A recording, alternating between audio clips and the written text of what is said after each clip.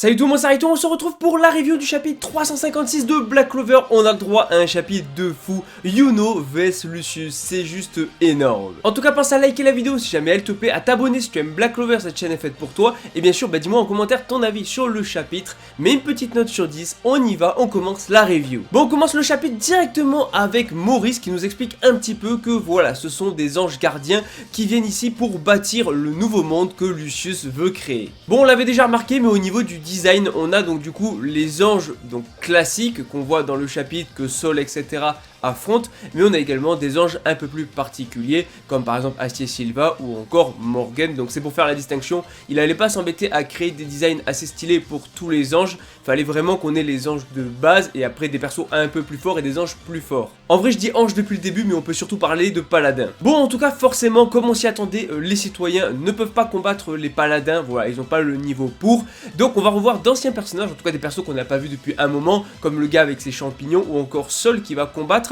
Malheureusement, voilà, même Sol, bon, elle est pas super forte mais elle est pas super faible, bah elle n'arrive pas à battre les paladins qui sont vraiment à un niveau bien au-dessus.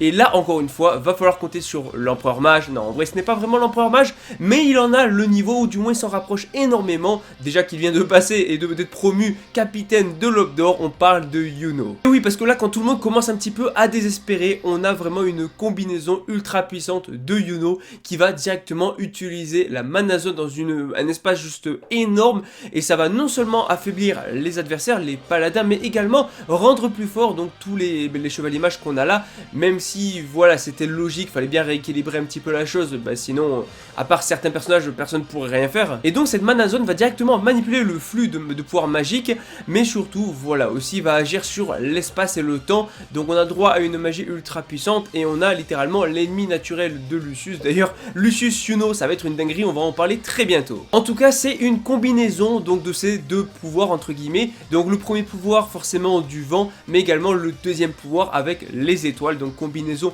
avec du coup ces deux magies là. En plus de ça bien sûr on voit Belle, oui rappelez-vous la petite Sylph, mais est-ce qu'elle est petite? Non, elle est plus petite, elle a un peu grandi, donc très cool. Encore une fois une évolution, elle a 4 ailes, donc elle grandit, elle évolue en même temps que Yuno, elle devient plus forte en même temps que Yuno, et donc la technique de mana zone s'appelle Neverland, qui veut dire en français pays imaginaire. Donc oui voilà, là où tout est possible. Yuno est littéralement actuellement peut-être le mage, le chevalier mage le plus fort qui soit au royaume de Clover, tant qu'il n'y a pas Asta du moins, même si bon on exclut Lucius, mais en tout cas je veux dire du côté des gentils, je crois qu'il a littéralement dépassé tous les capitaines et donc se rapproche du titre d'empereur mage quand même très vite. En tout cas maintenant qu'ils sont un petit peu protégés, ils vont pouvoir aller combattre. Oui voilà, on voit Klaus d'ailleurs qui encore une fois avait confiance en Yuno, Klaus qui est le premier finalement qui a reconnu Asta et Yuno, rappelez-vous l'arc du donjon hein, voilà avec Mars, donc très sympa. En tout cas Lucius qui va directement se téléporter, se déplacer en tout cas derrière Yuno et l'emprisonner dans sa magie du temps. Sauf que dans le Neverland, donc le pays imaginaire créé par Yuno,